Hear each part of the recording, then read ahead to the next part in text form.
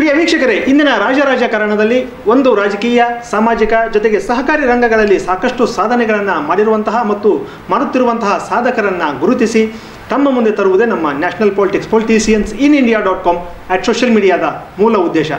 ನಮ್ಮ ಇವತ್ತಿನ ವಿಶೇಷ ಸಂದರ್ಶನದಲ್ಲಿ ಶಿವಮೊಗ್ಗ ಜಿಲ್ಲೆಯ ತೀರ್ಥಹಳ್ಳಿ ತಾಲೂಕು ಪಂಚಾಯತ್ನ ಮಾಜಿ ಅಧ್ಯಕ್ಷರಾಗಿ ಸೇವೆಯನ್ನು ಸಲ್ಲಿಸಿರುವಂತಹ ಮತ್ತು ದಿವ್ಯಚೇತನ ಸೌಹಾರ್ದ ಸಹಕಾರಿ ನಿಯಮಿತ ತೀರ್ಥಹಳ್ಳಿ ಇದರಲ್ಲಿ ಸಂಸ್ಥಾಪಕ ನಿರ್ದೇಶಕರು ಮತ್ತು 8 ವರ್ಷಗಳಿಂದ ಅಧ್ಯಕ್ಷರಾಗಿ ಸೇವೆಯನ್ನು ಸಲ್ಲಿಸುತ್ತಿರುವಂತಹ ಮತ್ತು ತೀರ್ಥಹಳ್ಳಿಯ ಲೂತ್ ಮಾತೆಯ ದೇವಸ್ಥಾನದ ಆರ್ಥಿಕ ಸಮಿತಿಯ ಸದಸ್ಯರಾಗಿ ಕೂಡ ಹಾಗೂ ಪಾಲನಾ ಪರಿಷತ್ನ ಇದರಲ್ಲಿ ಕೂಡ ಈ ಹಿಂದೆ ಕಾರ್ಯದರ್ಶಿಯಾಗಿ ಸೇವೆಯನ್ನು ಸಲ್ಲಿಸಿರುವಂತಹ ಮತ್ತು ಜೆಸಿ ಸಂಸ್ಥೆ ಮತ್ತು ಲಯನ್ಸ್ ಸಂಸ್ಥೆಗಳಲ್ಲಿ ಹಲವಾರು ವರ್ಷಗಳ ಕಾಲ ಪ್ರಾಮಾಣಿಕ ಸೇವೆಯನ್ನು ಸಲ್ಲಿಸಿರುವಂತಹ ಮತ್ತು ತೀರ್ಥಹಳ್ಳಿ ತಾಲೂಕು ಶಿವಮೊಗ್ಗ ಜಿಲ್ಲೆಗಳಲ್ಲಿ ಹಲವಾರು ಮಹಿಳಾ ಸಂಘ ಸಂಸ್ಥೆಗಳಲ್ಲಿ ಪಾಲ್ಗೊಂಡು ಹಲವಾರು ಜನಪರ ಹೋರಾಟಗಳಲ್ಲಿಯೂ ಪಾಲ್ಗೊಂಡು ಸುಮಾರು ಕೆಲಸ ಕಾರ್ಯಗಳನ್ನು ಮಾಡಿರುವಂತಹ ಪ್ರಸ್ತುತ ಕರ್ನಾಟಕ ಸರ್ಕಾರದ ಅಭಿವೃದ್ಧಿ ಮಂಡಳಿಯ KDP ತೀರ್ಥಹಳ್ಳಿ ತಾಲೂಕು ಸದಸ್ಯರಾಗಿ ಕಾಂಗ್ರೆಸ್ ಪಕ್ಷದ ಮಹಿಳಾ ಘಟಕದ ಸದಸ್ಯರಾಗಿ ಕೂಡ ಈ ಹಿಂದೆ ಸೇವೆಯನ್ನು ಸಲ್ಲಿಸಿರುವಂತಹ ಮತ್ತು ಸುಮಾರು 30 ವರ್ಷದಿಂದ ಸಮಾಜ ಸೇವೆಯನ್ನು ಮಾಡುತ್ತಾ ಬಂದಿರುವ ಸಮಾಜ ಸೇವಕರು ಶ್ರೀಮತಿ ಜೀನಾ ವಿಕ್ಟರ್ ಡಿಸೋಜಾ ಮೇಡಮ್ ಅವರು ನಮ್ಮ ಉಪಸ್ಥಿತಿಯಲ್ಲಿದ್ದಾರೆ. ಇವರಿಗೆ ನಮ್ಮ ಪೊಲಿಟಿಷಿಯನ್ಸ್ ಇನ್ ಇಂಡಿಯಾ.com ಸೋಷಿಯಲ್ ಮೀಡಿಯಾ ಪರವಾಗಿ ಹಾರ್ದಿಕ ಸ್ವಾಗತ. ಮೇಡಮ್ ನಮಸ್ಕಾರ. ನಮಸ್ಕಾರ ಸರ್.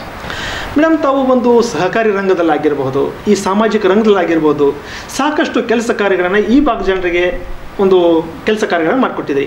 ಆ ಎಲ್ಲ ವಿಷಯಗಳನ್ನು ಕೇಳೋದಕ್ಕಿಂತ ಪೂರ್ವದಲ್ಲಿ ಒಂದು ಸಣ್ಣ ಕಿರುಪರಿಚಯದೊಂದಿಗೆ ತಮ್ಮ ಮಾತನ್ನು ಪ್ರಾರಂಭ ಮಾಡಿ. ನಮಸ್ಕಾರ. ನನ್ನ ಹೆಸರು ಜೀನಾ ವಿಕ್ಟರ್ ಡಿಸೋಜಾ ಅಂತ ಹೇಳಿ, ತೀರ್ಥಹಳ್ಳಿ ತಾಲೂಕಿನ ತಾಲೂಕು ಪಂಚಾಯಿತಿಯ ಮಾಜಿ ಅಧ್ಯಕ್ಷೆಯಾಗಿ 5 ವರ್ಷ ಅಧ್ಯಕ್ಷೆ, ಉಪಾಧ್ಯಕ್ಷೆ ಮತ್ತು ಸದಸ್ಯರು ಮೂರನ್ನು ನನಗೆ 5 ವರ್ಷದಲ್ಲಿನೇ ಸಿಕ್ತು.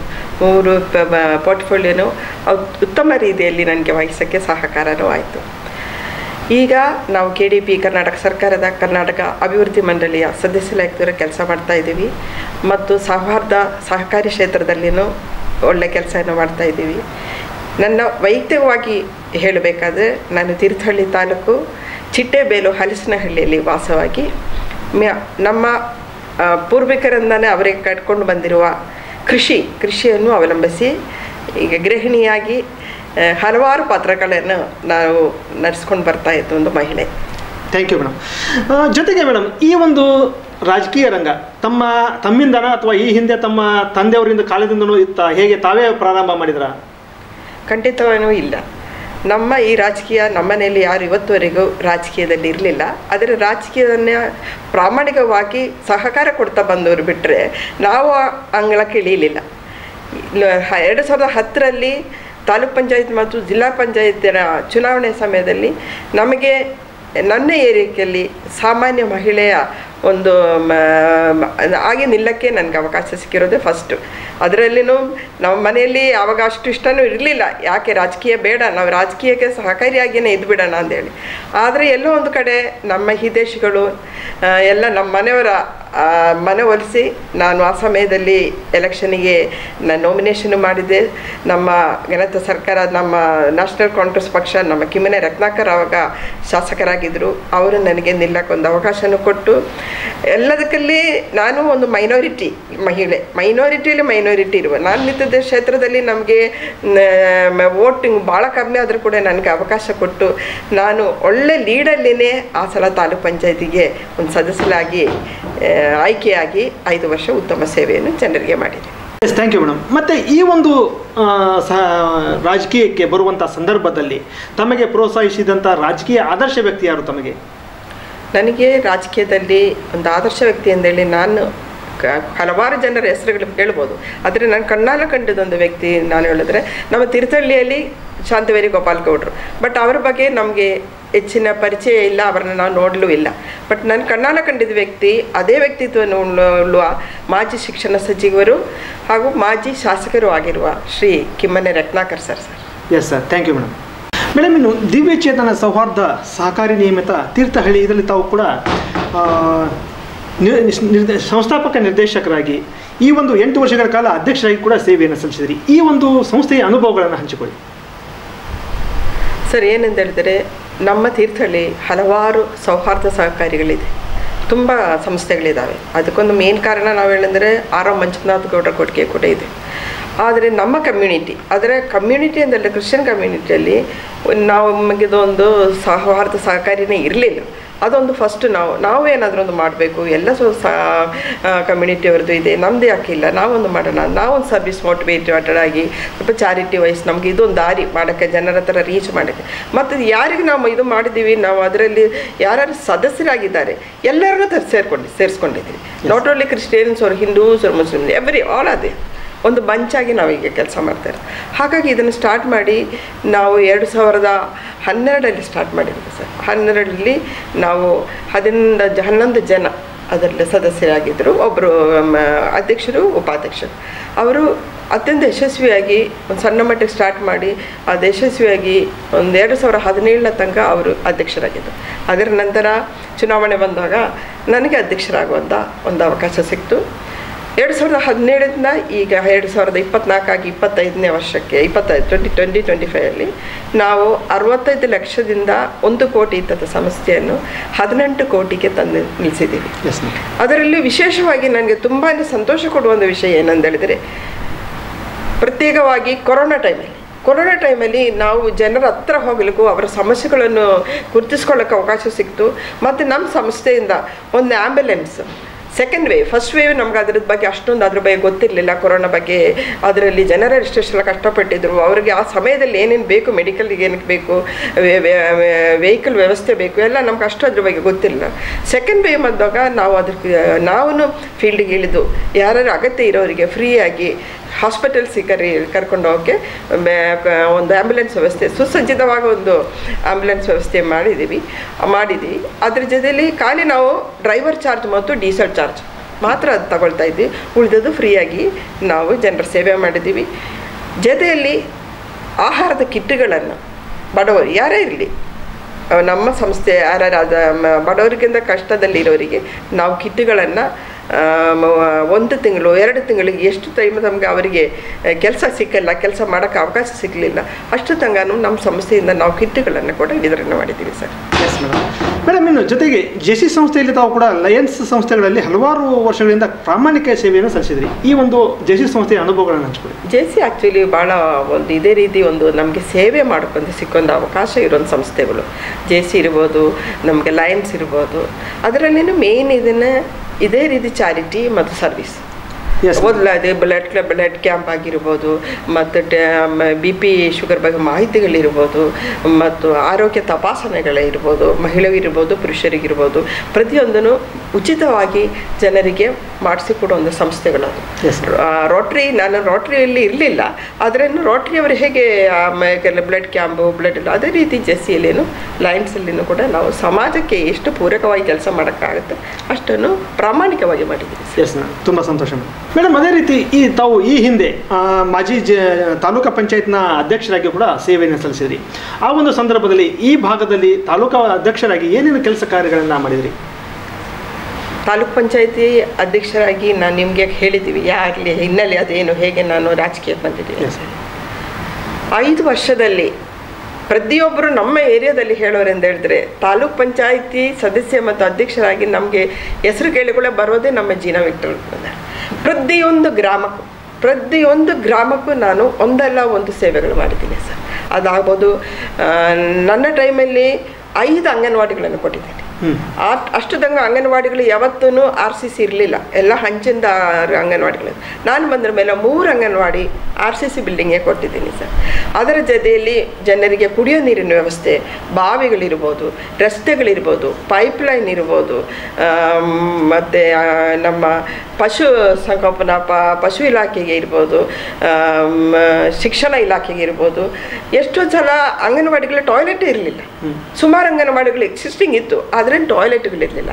ನಾನಾಗಿ ಖುದ್ದಾಗಿ ಹೋಗಿ ನೋಡಿ ಟಾಯ್ಲೆಟನ್ನು ಸಪ್ರೇಟ್, ಈಗಲೂ ಮಕ್ಕಳು ಹೊರಗಡೆನೇ ಟಾಯ್ಲೆಟಿಗೆ ಹೋಗ್ತಿದ್ರು, ಅದನ್ನು ಚೇಂಜ್ ಮಾಡಿ ಆ ಅಂಗನವಾಡಿಗಳು ಕೊಟ್ಟಿದ್ದೀನಿ. ಆಟಿಕೆಗಳನ್ನು ಕೊಟ್ಟಿದ್ದೀವಿ ಅವರಿಗೆ.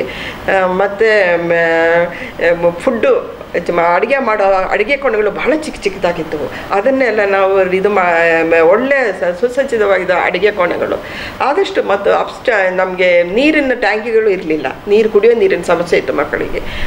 ಟ್ಯಾಂಕಿ ಕೊಟ್ಟು ಅವರ ಟ್ಯಾಗ್ ಮಾಡಿಸಿ, ಹಾಗೆ ಯಾವ್ಯಾವ ರೀತಿಯಲ್ಲಿ ನಮ್ಮ ಸಣ್ಣ ಹಳ್ಳಿಗಳಿಗೆ ರಸ್ತೆಗಳು. ಬಟ್ ತಾಲೂಕ್ ಪಂಚಾಯತಿ ನಿಮ್ಗೆ ಗೊತ್ತಿದ್ದು ನಮ್ಗೆ ಅನುದಾನಗಳು ಬರೋದು ಭಾಳ ಕಮ್ಮಿ ಸರ್, ಭಾಳ ಕಮ್ಮಿ ಅನುದಾನಗಳು ಬರೋದು. ಬಟ್ ಅದರಲ್ಲಿ ನಾವು ಅದು ಹೆಂಗೆ ನಮ್ಮ ಇನಿಷಿಯೇಟಿವ್ ತಗೊಂಡು ನಾವು ನನ್ನ ಏರಿಯಾಕ್ಕೆ ಏನೇನು ಬೇಕು ಅಂದೇಳಿ ನಾವು ಅದು ಪಣತೊಟ್ಟು ಇಳಿದವಾಗ ಖಂಡಿತವಾಗ್ಲೂ ನಮ್ಗೆ ಇಲಾಖೆ ಅಧಿಕಾರಿಗಳಿರ್ಬೋದು, ತಾಲೂಕು ಇಒ ಇರ್ಬೋದು, ಡಿ ಸಿ ಸಮೇತ ತುಂಬಾ ನಮಗೆ ಸ್ಪಂದನೆ ಕೊಟ್ಟಿದ್ದಾರೆ ಸರ್. ಯಾಕಂದರೆ ಅವಾಗ ಇದ್ದದ್ದು ಡಿ ಸಿ ಕೂಡ ನಮಗೆ ಪ್ರೈಸ್ ಮಾಡಿದ್ರು. Madam you are very loyal ಅಂತೇಳಿ ನಾವು ಏನೇ ಕೇಳಿದ್ರು ಅವರು ಇದು ಮಾಡಲಿ. ಯಾಕಂದರೆ ನಾವು ಯಾರಿಗೆ ಕೇಳ್ತಿದ್ವಿ, ನಮ್ಮ ಜೊತೆಯಲ್ಲಿರೋ ಜನರಿಗೋಸ್ಕರ, ಮಕ್ಕಳಿಗೋಸ್ಕರ, ಮಹಿಳೆಯರಿಗೋಸ್ಕರ, ಪುರುಷರಿಗೋಸ್ಕರ, ಮನೆಗಳಿಗೋಸ್ಕರ. ಯಾಕಂದರೆ ಅವರಿಗೂ ಗೊತ್ತಾಗ್ತಿತ್ತು ಎಷ್ಟು ನಮ್ಮ ತಾಲೂಕ್ ಪಂಚಾಯತಿ ಇದರಲ್ಲಿ ನಮಗೆ ಸೇತುವೆ ಎಲ್ಲ ಮಾಡಲಿಕ್ಕೆ ಅವಕಾಶಗಳೇ ಇಲ್ಲ. ಆದರೆ ನನ್ನ ಟೈಮಲ್ಲಿ ನಾನು ಒಂದು ಸೇತುವೆನೇ ಮಾಡಿಸಿಕೊಟ್ಟು. ಆವಾಗ ಪುನರಾಜ್ ಡಿ ಸಿ ಅವರಿದ್ದರು. ಅವರು ಇಲ್ಲಿ ಬಂದಾಗ ಕಾರ್ಯಕ್ರಮಕ್ಕೆ ಬಂದಾಗ ನಾನು ಕರ್ಕೊಂಡು ಹೋಗಿ ತೋರಿಸಿದ್ರು, ಹೇಳಿ ನಮಗೆ ಕಾಲೇಜು ಮತ್ತು ನಮ್ಮ ಇದಕ್ಕಿರೋದ ಒಂದೇ ಒಂದು ರಸ್ತೆ ಏನಂತ ಹೇಳಿದರೆ ಶಿಕ್ಷಣಕ್ಕಿರೋದು ಇದೊಂದು ಸೇತುವೆ ಸರ್, ಇದು ಬಿದ್ದೋಗಿದೆ, ಮಾಡಿಕೊಡಿ ಅಂತ ಹೇಳ್ಕೊಂಡು ಅವ್ರು ಕೂಡಲೇ AWEನ ಕರೆದು ಅದಕ್ಕೆ ಎಷ್ಟು ಬೇಕಂತ ಹೇಳಿ 25 lakhs ಅನ್ನು ಸ್ಯಾಂಕ್ಷನ್ ಮಾಡಿ ನಮಗೆ ಕೊಟ್ಟರು. ಮತ್ತು ನಾನು ಅಧ್ಯಕ್ಷರಾಗಿರುವ ಇನ್ನೂ ನನಗೆ ತುಂಬ ಖುಷಿ ಪಡುವ ಒಂದು ವ್ಯವಸ್ಥೆ ಏನಂತ ಹೇಳಿದರೆ, ನಮ್ಮ ತೀರ್ಥಹಳ್ಳಿ ತಾಲೂಕು ಆಫೀಸಲ್ಲಿ ನಮ್ಮ RTCಗೆ ಬಂದಿರ್ಬೋದು, ಏನೇನು ಕೆಲಸಗಳಿಗೆ ಬರ್ತಾರೆ ನೋಡಿ ಜನ. ನಮ್ಮದು ಭೌಗೋಳಿಕವಾಗಿ ತೀರ್ಥಹಳ್ಳಿ ದೊಡ್ಡ ಒಂದು ತಾಲೂಕು, ಸಣ್ಣ ತಾಲೂಕಲ್ಲ. ಆ ದೊಡ್ಡ ತಾಲೂಕು ಅಂದರೆ ನಾವು ಕಣ್ಣಂಗಿಯಿಂದ ತಿಳಿದು ಇಲ್ಲಿ ಕಮ್ಮರಡಿ, ಆಗುಂಬೆ, ಗುಡ್ಡೆಗಿರಿ ಅಲ್ಲಿಂದೆಲ್ಲ ಹಳ್ಳಿಯಿಂದನೇ ಜನಗಳು ಬರೋದು. ಅವರು ಬೆಳಗ್ಗೆ ಬಂದರೆ ಕೂಡಲೇ ಕೆಲಸಗಳಾಗ್ತಿರ್ಲಿಲ್ಲ, ಕ್ಯೂ ಅಲ್ಲಿ ನಿಲ್ಲಬೇಕಿತ್ತು ಪ್ರತಿಯೊಂದು ಕೆಲಸಗಳಕ್ಕೂ. ಈಗ ಎಲ್ಲದಕ್ಕೂ ಸರ್ಟಿಫಿಕೇಟ್ಸ್ ಬೇಕಾಗುತ್ತೆ, ಶಿಕ್ಷಣಕ್ಕೆ ಬೇಕು, ಜಾತಿ ಸರ್ಟಿಫಿಕೇಟ್ ಕೇಳ್ತಾರೆ, ಇನ್ಕಮ್ ಸರ್ಟಿಫಿಕೇಟ್ಸ್ ಕೇಳ್ತಾರೆ, RTC ಪ್ರತಿಯೊಂದಕ್ಕೂ RTC ಬೇಕು. ಹಾಗಾಗಿ ಆ ನಿಲ್ಲವರೆಲ್ಲ ಕ್ಯೂ ಅಲ್ಲಿ ನಿಲ್ಲಬೇಕಿತ್ತು. ಒಂದು ನಮ್ಮದಲ್ಲಿರೋದು 2 ಕ್ಲೈಮೇಟ್, ಯಾವುದೇ ಸರ್ಟಿಫಿಕೇಟ್ ತಗೋಬೇಕಾದ್ರೂ ಒಂದು ದಿನ ಬೇಕು, ಅದೊಂದು ದಿನ ಸಿಕ್ಕೋದು ಇಲ್ಲ. ಯಾಕಂತ ಹೇಳಿದ್ರೆ ಬೆಳಗಿಂದ ಮಧ್ಯಾಹ್ನ ತನಕ ಆ ಕ್ಯೂ ಅಲ್ಲಿ ಸಿಕ್ಕಲಿಕ್ಕಾಗಲ್ಲ. ಮತ್ತು ನಮ್ಮದು ಇಲ್ಲಿ ಕಾಲಾವಸ್ಥೆ ಹೇಗಿತ್ತು ಅಂದೆಲ್ಲ, ಕ್ಲೈಮೇಟ್ ಹೇಗಿತ್ತು ಅಂದೆಲ್ಲ, ಒಂದು ತುಂಬ ಮಳೆ, ಇಲ್ಲಾದರೆ ತುಂಬ ಚಳಿ, ಇಲ್ಲಾದರೆ ಸ್ವಲ್ಪ ಶೆಕೆ. ಆ ಬಿಸಿಲಲ್ಲಿನೂ ನಿಲ್ಲಬೇಕು. ಅಲ್ಲಿ ಏನೂ ಇರಲಿಲ್ಲ, ರೂಫಿಂಗೇ ಇರಲಿಲ್ಲ. ಇದನ್ನು ಕಂಡು ಕೆಲವರು ನನ್ನ ಅಧ್ಯಕ್ಷರಾಗಿರುವ ನನ್ನ ಹತ್ರ ಬಂದು, ಮೇಡಮ್ ಮತ್ತೊಂದು ಟಾಯ್ಲೆಟ್ ಇರಲಿಲ್ಲ, ಸುಸಜ್ಜಿತವಾಗಿ ಟಾಯ್ಲೆಟು ಇರಲಿಲ್ಲ, ನಮ್ಗೆ ಇದೊಂದು ವ್ಯವಸ್ಥೆ ನೀವೊಂದು ಮಹಿಳೆ ಮಾಡಿಕೊಡಿ ಅಂತ ಕೇಳಿದಾಗ ನಾನು ಖಂಡಿತವಾಗ್ಲೂ ಕೂಡಲೇ DCಗೆ ಫೋನ್ ಮಾಡಿದ್ದೆ. ನಾನು ಕೇಳಿರೋದು ನಾನು ತಾಲೂಕು ಅಧಿಕಾರಿ ಅದಕ್ಕೆ ದಂಡಾಧಿಕಾರಿಗೆ ತಹಸೀಲ್ದಾರಿಗೆ ಕೇಳಿದ್ದೀವಿ. ಬಟ್ ಸಾರ್ ಹೇಳಿದ್ರು, ನೀವು ಅದನ್ನೇ ನೀವು DC ಗಮನಕ್ಕೆ ತನ್ನಿ ಮೇಡಮ್, ನಾನೆಲ್ಲ ನಿಮ್ಗೆ ಬರೆದು ಕೊಡ್ತೀನಿ, ಏನೋ ನಮ್ಗೆ ಆಗೋಕ್ಕಿದೆ. ಕಳಿಸಿದ್ರು ಕೂಡಲೇ ನಮಗೆ ಅದನ್ನು ಗ್ರ್ಯಾಂಡಾಗಿ ಇವತ್ತು ಸುಸಜ್ಜಿತವಾಗಿರುವಂಥ ಒಂದು ಜನರಿಗೆ ನಿಂತ್ಕೊಂಡು ಒಂದು ಶೀಟ್ ಹಾಕಿ ಒಳ್ಳೆ ಜಾಗ ಕೊಟ್ಟಿದ್ದಾರೆ. ಮತ್ತು ಕೂತ್ಕೊಳ್ಳೋವಂಥ ವ್ಯವಸ್ಥೆ ಕೂಡ ಮಾಡಿಕೊಟ್ಟಿದ್ದಾರೆ, ಬಂದವರಿಗೆ ಕೂತ್ಕೊಳ್ಳೋಕೆ. ಅದೊಂದು ನನಗೆ ಭಾಳ ಖುಷಿಯಾಗಿರೋದು, ನನ್ನ ಹತ್ರ ಮೇಲೆ ಅದಾಗಿರೋದು, ನಾನೇ ಅಧ್ಯಕ್ಷರಾಗಿ. ಎರಡನೇದು ನಮ್ಮ ತಾಲೂಕು JC ಹಾಸ್ಪಿಟ್ಲಲ್ಲಿ ಈ ಸುಸೈಡ್ ಮಾಡ್ಕೊಂಡಿರೋರು, ಆಕ್ಸಿಡೆಂಟ್ ಆಗಿ ಸತ್ತೋಗಿರೋರು ಎಲ್ಲ ಅವರಿಗೆಲ್ಲ ಪೋಸ್ಟ್ ಮಾರ್ಟಮ್ಗೆ ಬರ್ತಾರೆ ಸರ್. ಪೋಸ್ಟ್ ಮಾರ್ಟಮ್ ಬಂದಾಗ ನಿಲ್ಲಕ್ಕೆ ಎಲ್ಲೂ ಜಾಗ ಇಲ್ಲ. ಅವರು ಮೊದಲೇ ಅವರ ಮನೆಯ ಒಂದು ಸದಸ್ಯರನ್ನು ಕಳೆದುಕೊಂಡು ಒಂದು ಸಂತಾಪದಲ್ಲಿರ್ತೆ, ದುಃಖದಲ್ಲಿ ಇರುವಾಗ ಅದ್ರ ಮಧ್ಯೆ ಮಳೆ ಬಂದ್ರೂ ಚಳಿ ಬಂದರೂ ಅವ್ರಿಗೆಲ್ಲೂ ನಿಲ್ಲಕ್ಕೆ ಜಾಗ ಇರಲಿಲ್ಲ. ಇದನ್ನು ನಾನು ಒಂದ್ಸಲ ಅಲ್ಲಿ ಯಾವುದೋ ಪೋಸ್ಟ್ ಮಾರ್ಟಮ್ಗೆ ಹೋದಾಗ ನಮ್ಮ ಡಾಕ್ಟ್ರು THO ಹೇಳಿದರು, ಹೀಗೆ ನಮಗೆ ಸಮಸ್ಯೆಗಳಿದೆ ಅಂತ ಹೇಳ್ಕೊಂಡು ನಾನು ಮತ್ತು ಇದೇ ರೀತಿ ನಾವು DC ಹತ್ರ ಕೇಳಿ ನಮ್ಮ MLA ಮುಖಾಂತರ ಅಲ್ಲಿ ನಾವು ಸುಸಜ್ಜಿತವಾಗಿ ಒಂದು ಕೊಠಡಿಯನ್ನೇ ಮಾಡಿಕೊಟ್ಟಿದ್ದಾರೆ. ನಮಗೆ ಮಾತ್ರ ಅಲ್ಲ ಸರ್, ಶ್ರೀಸಾಮಾನ್ಯರು ದುಃಖದಲ್ಲಿ ಇರೋರ ಜೊತೆಯಲ್ಲಿ ಪೊಲೀಸರಿಗೆ ಕೂಡ ಕೂತ್ಕೊಂಡು ಪಾಪ ಅವ್ರಿಗೆ ಬರೀಕೆ ಏನೂ ಇರಲಿಲ್ಲ. ಆ ಮಳೆ ಆಗಲಿ ಇದೆಲ್ಲ ಒಂದು ಕೊಡೆ ಹಿಡ್ಕೊಂಡು ನಿಂತ್ಕೊಂಡು ಬರಿಬೇಕು. ಅದು ಒಂದು ನನಗೆ ಭಾಳ ಸಂತೋಷ. ಅದು ನಾನು ಅಧ್ಯಕ್ಷರಾಗಿರೋ ಮಾಡಿಕೊಟ್ಟಿರೋದು. ಅದರ ಜೊತೆಯಲ್ಲಿ ನಮ್ಮ JC ಹಾಸ್ಪಿಟ್ಲಲ್ಲಿ ಒಂದೇ ಒಂದು ಬೆಡ್ ಇತ್ತು, ಎಮರ್ಜೆನ್ಸಿ ಏನೋ ಬಂದರೆ ಮುಂದೆ ಬೆಡ್ ಇತ್ತು. ಅದನ್ನು ಅಲ್ಲಿದ್ದ ನಮ್ಮ ಡಾಕ್ಟರ್ THO ಆಗಿರುವ ಡಾಕ್ಟರ್ ಶಿವಪ್ರಕಾಶ್ ಅಂತ ಇದ್ರು ಸರ್. ಅವ್ರು ಹೇಳಿದರು, ಮೇಡಮ್ ನಿಮ್ಮ ಟೈಮಲ್ಲಿ ನಮಗೊಂದು 4 ಬೆಡ್ಡಿಂದೊಂದು ಎಮರ್ಜೆನ್ಸಿ ಇದು ಮಾಡಿಸಿಕೊಡಿ. ಅದನ್ನು ಸಹ ನಮಗೆ ಜಿಲ್ಲಾ ಕಮಿಟಿಯಿಂದ DC ಮತ್ತು ನಮ್ಮ ಶಾಸಕರು ಮತ್ತು ನ್ಯಾಷನಲ್ ಗ್ರೂಪ್ ಆಫ್ ಕಂಪನೀಸ್ ಅಂತ ಇದ್ದಾರೆ ತೀರ್ಥಹಳ್ಳಿ, ಅವರ ಸಹಾಯದಲ್ಲಿ ವಿತಿನ್ ಎ ವೀಕ್ ನಮಗೊಂದು 4 ಬೆಡ್ಡಿನ ಸುಸಜ್ಜಿತವಾದ ಒಂದು ಎಮರ್ಜೆನ್ಸಿ ರೂಮ್ ಕೂಡ ನಮಗೆ ಸಿಕ್ತು ಸರ್.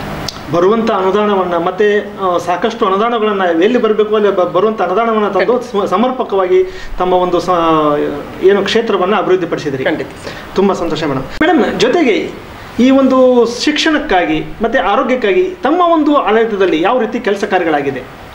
ನಾನು ತಾಲೂಕು ಅಧ್ಯಕ್ಷರಾಗಿರೋವ ನನ್ನ ಏರಿಯಾ ಹೊದಲಾಳಪುರ, ಇಲ್ಲಿನೂ ಒಂದು PHC ಇತ್ತು, ಪ್ರೈಮರಿ ಹೆಲ್ತ್ ಸೆಂಟರ್ ಇತ್ತು. ಆರೋಗ್ಯಕ್ಕೋಸ್ಕರ ನಾನು ಅಲ್ಲಿ ಹೋಗಿ ಅಲ್ಲಿಗೆ ಸಿಗ್ತಾ ಇರುವ ಅನುದಾನಗಳೆಲ್ಲ ಏನು, ಅದು ಯಾವ ರೀತಿಯಲ್ಲಿ ಡಿಸ್ಟ್ರಿಬ್ಯೂಟ್ ಆಗ್ತಾ ಇದೆ, ಜನರಿಗೆ ಬೇಕಾಗಿರುವಂಥ ಔಷಧಿಗಳು ಬರ್ತಾ ಇದ್ದಾವೆ, ಮತ್ತು ಅದಕ್ಕಿಂತ ಮುಖ್ಯವಾಗಿ ಡಾಕ್ಟರ್ ಅವೈಲಬಿಲಿಟಿ ಇದ್ದಾವೆ. ಯಾಕಂದರೆ ನಮ್ಮದು ಹಳ್ಳಿ ಇರೋದ್ರಿಂದ ಪ್ರತಿಯೊಂದಕ್ಕೂ ನಾವು ತಾಲೂಕು ಹೆಡ್ ಹಾಸ್ಪಿಟ್ಲಿಗೆ ಹೋಗೋಕ್ಕಾಗ್ತಿಲ್ಲ. ನಮಗೆ ಕೈಗೆ ಪಟ್ಟ ಸಿಕ್ಕೋದು PHCಗಳು. ಅದರ ಬಗ್ಗೆ ನಾನು ತುಂಬ ಗಮನ ಕೊಟ್ಟು, ಮತ್ತು ಅವರದ್ದು ಚಾವಣಿ ಎಲ್ಲ ಹಾಳಾಗಿತ್ತು ಕೆಲ PHC ಸೆಂಟರ್ದು, ಅದರ ನಾವು ರೆನೋವೇಷನ್ ಮಾಡುವಂಥ ವ್ಯವಸ್ಥೆ ಕೂಡ ನಾನು ಮಾಡಿಕೊಟ್ಟಿದ್ದೀನಿ. ಅದೇ ರೀತಿ ನಾನು ಹೇಳಿದ್ದೆಲ್ಲ ಪಶು ಇಲಾಖೆಗಳು ಇಷ್ಟು ನಮ್ಮ ಹಳ್ಳಿಗಳಲ್ಲಿ ಪಶು ಇಲಾಖೆಯಲ್ಲಿ ಕೆಲಸ ಮಾಡೋದು, ವೆಟನರಿ ಹಾಸ್ಪಿಟಲ್ಸ್ ಇದೆ, ಅಲ್ಲಿಗೂ ನಾನು ವಿಸಿಟ್ ಕೊಟ್ಟು ಅಲ್ಲಿ ಅವರಿಗೆ ಈಗ ಪಶುಗಳಿಗೆ ಏನೇನು ಬಂದಾಗ ಅವರಿಗೆ ಟ್ರೀಟ್ಮೆಂಟ್ ಕೊಡೋಕೆ, ಔಷಧೋಪಚಾರದಲ್ಲಿ ಅವರಿಗೆ ಟ್ರೀಟ್ಮೆಂಟ್ ಕೊಡೋಕ್ಕೂ ಬೇಕಾದ ವ್ಯವಸ್ಥೆಗಳು ಪ್ರತಿಯೊಂದರ ಬಗ್ಗೆನೂ ಅದಕ್ಕೂ ನಾನು ಗಮನ ಹರಿಸಿ ಅದನ್ನು ಪ್ರಶ್ನೆಗಳನ್ನು ನಿವಾರಿಸಿ ಕೊಟ್ಟಿದ್ದೀನಿ. ಅದು ಎಲ್ಲದಕ್ಕಿಂತ ನನಗೆ ಇನ್ನೂ ನಮ್ಮ ತೀರ್ಥಹಳ್ಳಿ ತಾಲೂಕಲ್ಲಿ ಹಲವಾರು ಹಾಸ್ಟೆಲ್ಸ್ ಇದೆ ಸರ್. ಶಿಕ್ಷಣಕ್ಕೆ ನಾನು ಹೇಳೋದಾದರೆ SC/ST ಹಾಸ್ಟೆಲ್ ಇದ್ದಾವೆ, BCM ಹಾಸ್ಟೆಲ್ಸ್ ಇದ್ದಾರೆ, ಹಾಗೆ ಮೊರಾರ್ಜಿ ಶಾಲೆ ಹಾಸ್ಟೆಲ್ ಇದ್ದಾವೆ. ಆ ಹಾಸ್ಟೆಲ್ಗಳಿಗೆಲ್ಲ ನಾವು ಭೇಟಿ ಕೊಡ್ತಿದ್ವಿ. ಅಧ್ಯಕ್ಷರಾಗಿ ನಮ್ಗೆ ಅದರದ್ದು ಇದೆ, ಎಲ್ಲ ಹಾಸ್ಟೆಲ್ಗಳನ್ನ ಬೇಕು. ಅಲ್ಲಿ ಯಾವ ರೀತಿ ಅಡುಗೆಗಳು ಮಾಡ್ತಾ ಇದ್ದಾರೆ, ಅವರ ಶುಚಿತ್ವ ಕಾಪಾಡಿಕೊಂಡಿದ್ದಾರೆ, ಮಕ್ಕಳ ರೂಮ್ಗಳಿಗೆ ಹೋಗಿ, because since I was a lady I got that opportunity to go inside and search everything ಅಲ್ವಾ, ಅಂತ ಒಂದು ಅವಕಾಶ ಕೂಡ ನನಗೆ ಸಿಕ್ಕರು. ಅವರ ಮಕ್ಕಳ ಬೆಡ್ಗಳೆಲ್ಲ ಕ್ಲೀನಾಗಿ ಇಟ್ಟಿದ್ದಾರೆ, ನೆಲ ಎಲ್ಲ ಹೇಗೆ ಇಟ್ಟಿದ್ದಾರೆ, ಬಾತ್ರೂಮ್ಸ್ ಎಷ್ಟು ಕ್ಲೀನಾಗಿ ಇಟ್ಟಿದ್ದಾರೆ, ಅಂಥ ಅವಕಾಶಗಳು ಕೂಡ ನನಗೆ ಸಿಕ್ಕಿ. ಅದಕ್ಕೂ ಎಲ್ಲೆಲ್ಲಿ ಕೊರತೆಗಳಿದೆ ನಾನು ಸ್ಟ್ರೈಕೇ ಮಾಡಿದ್ದೀನಿ. ಒಂದು ಶಾಲೆ ನನ್ನ ಹೆಸರು ಹೇಳಲ್ಲ, ಅಲ್ಲಿನ ಸ್ವಲ್ಪ ಪ್ರಾಬ್ಲಮ್ಸ್ ಆಗ್ತಾಯಿತ್ತು ಮಕ್ಕಳಿಗೆ. ಅಲ್ಲಿ ಯಾರು ವಾರ್ಡನರ್ಸಿಂದಾನೇ ಸುಮಾರು ಪ್ರಾಬ್ಲಮ್ ಆಗ್ತಾಯಿತ್ತು. ಅದ್ರ ಬಗ್ಗೆ ನಾವು ಸ್ಟ್ರೈಕ್ ಮಾಡಿ ಅವರಿಗೆ ನಮ್ಮ ಮಕ್ಕಳಿಗೆ ನ್ಯಾಯವನ್ನು ಒದಗಿಸಿಕೊಡುವಂಥ ರೀತಿಯಲ್ಲಿ ನಾವು ಮಾಡಿದ್ದೀವಿ. ಮತ್ತು ಅವ್ರದ್ದು ಫುಡ್ ಚಾರ್ಟ್ ಅವ್ರು ಹಾಕಿರ್ತಿದ್ರಲ್ಲ, ಆ ಚಾರ್ಟ್ ಪ್ರಕಾರ ಅವ್ರು ಫುಡ್ ಕೊಡ್ತಾ ಇದ್ದಾವೆ. ಮತ್ತು ಅಲ್ಲಿನೂ ನನಗೊಂದ್ಸಲ ಗಲಾಟೆ ಆಯಿತು. ಯಾಕೆಂತ ಹೇಳಿದ್ರೆ ಈ ತರಕಾರಿಗಳು ಫ್ರೆಶ್ ತರಕಾರಿಗಳೇ ಇರ್ತಿರ್ಲಿಲ್ಲ. ನಾನು ಹೋಗಿ ನೋಡಿದ್ರೆ ಎಲ್ಲ ಸ್ವಲ್ಪ ಕೊಳ್ತಾಗಿದ್ದು ಎಲ್ಲ ಇರ್ತಿತ್ತು. ಆಮೇಲೆ ಯಾರೋ ಹೇಳಿದ್ರು ಅಲ್ಲಿ ತರಕಾರಿ ಅಂಗಡಿಯಿಂದ ಏನೋ ಒಂದು, ಅದು ಗೊತ್ತಿಲ್ಲ ನನಗೆ, ಅದೆಷ್ಟು ನಿಜಾನೋ ಸುಳ್ಳು ಅಂತ ಗೊತ್ತಿಲ್ಲ. ಬಟ್ ಅದರ ನಂತರ ನಾನು ಮತ್ತೊಂದು ವೀಕ್ಲಿ ಒನ್ಸ್ ಇಲ್ಲಾಂದರೆ ಒಂದು ತಿಂಗಳಿಗೆ ಒಂದ್ಸಲ ಆದರೂ ಹೋಗ್ತಿದ್ದೆ ಸರ್. ಹೋಗಿ ಅದನ್ನು ಫುಡ್ ಅವರಿಗೆ ಹೇಗಿರುತ್ತೆ, ಒಳ್ಳೆ ರೀತಿಯಲ್ಲಿ ಶುಚಿತ್ವವಾಗಿದೆಯಾ, ಫ್ರೆಶ್ ಇದ್ದಾವ, ಹಾಳಾಗಿದ್ದು ತರಕಾರಿಗಳು ಬೇಯಿಸ್ತಾ ಇದ್ದಾರಾ, ಮತ್ತು ನೀವು ಅವರೇನು ಚಾಟ್ ಹಾಕಿದ್ರೆ ಅದು ಪರವಾಗಿ ಕೊಡ್ತಾ ಇದ್ದಾರಾ ಅದನ್ನೆಲ್ಲ ನಾವು ಚೆಕ್ ಮಾಡಿದ್ರೆ ಕಂಪ್ಯಾರಿಟಿವ್ಲಿ ನನಗಂತೆ ತೀರ್ಥಹಳ್ಳಿಯಲ್ಲಿ ಪ್ರತಿಯೊಂದು ಹಾಸ್ಟೆಲ್ಸು ಭಾಳ ಶುಚಿತ್ವವಾಗಿ ಕೆಲಸ ಮಾಡ್ತಾಯಿದ್ರು. ಎಲ್ಲಿ ಕೊರತೆಗಳು ಕಂಡಿದ್ದೀವಿ ಆ ಸಮಯದಲ್ಲಿ ನಾನು ಅದ್ರ ಬಗ್ಗೆ ಈಗಲೂ ಈಗ ನಾನು ರಾಜಕೀಯದಲ್ಲಿ ಅಲ್ಲ ತಾಲೂಕು ಪಂಚಾಯತಿ ಅಧ್ಯಕ್ಷರಾಗಿ ಇಲ್ದಿರೋ ಕೂಡ ಅಪರೂಪಕ್ಕೆ ಅಲ್ಲಿ ಇರೋದು ಟೀಚರ್ಸ್ಗೆ ಅವರಿಗೆಲ್ಲ ಇದ್ರ ಬಗ್ಗೆ ಮತ್ತು ಕೇಳ್ತಾ ಇರ್ತೀನಿ.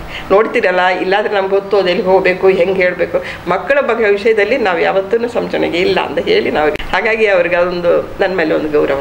S ma'am, thank you madam. ಇನ್ನು ಕರ್ನಾಟಕ ಸರ್ಕಾರ 5 ಗ್ಯಾರಂಟಿ ಯೋಜನೆಗಳನ್ನು ತಂದಿದೆ. ಈ 5 ಗ್ಯಾರಂಟಿ ಯೋಜನೆಗಳು ತಮ್ಮ ಭಾಗದಲ್ಲಿ ಯಾವ ರೀತಿ ಒಂದು ಕೆಲಸ ಕಾರ್ಯಗಳನ್ನು ಮಾಡಿದೆ? ಬಹಳ ಉತ್ತಮವಾದ ರೀತಿಯಲ್ಲಿ ನಮ್ಮ ಈ 5 ಗ್ಯಾರಂಟಿಗಳು. ಅನ್ನಭಾಗ್ಯ ನಿಮಗೆಲ್ಲ ಗೊತ್ತದು, ಅದು ಯಾವಾಗ ನಮ್ಮ ಕಾಂಗ್ರೆಸ್ ಸರ್ಕಾರ ಬಂದಿದೆ, ಸಿದ್ದರಾಮಯ್ಯಂದ ಭಾಳ ಅಚ್ಚುಮೆಚ್ಚಿನ ಒಂದು ಕಾರ್ಯಕ್ರಮ ಅದು.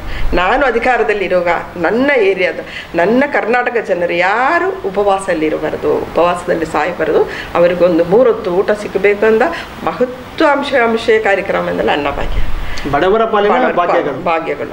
ಮತ್ತು ಎರಡನೇದಾಗಿ ನಮಗೆ ಹೇಳಬೇಕಾದ ಶಕ್ತಿ ಯೋಜನೆ, ಮಹಿಳೆಯರಿಗಾಗಿ ಒಂದು ಈ ಸಲ ಕಾಂಗ್ರೆಸ್ ಸರ್ಕಾರ ಉತ್ತಮ ಯೋಜನೆಗಳನ್ನು ತಂದರು. ಅದು ಶಕ್ತಿ ಯೋಜನೆ ಫ್ರೀ ಬಸ್ ಅಂದರೆ ಅದರಲ್ಲಿ ಕೆಲವೊಮ್ಮೆ ಇರುತ್ತೆ ನೆಗೆಟಿವ್ಸ್, ಇಲ್ಲ ಎಲ್ಲ ಕಡೆ ಇರುತ್ತೆ ಹೇಳ್ತಾರೆ.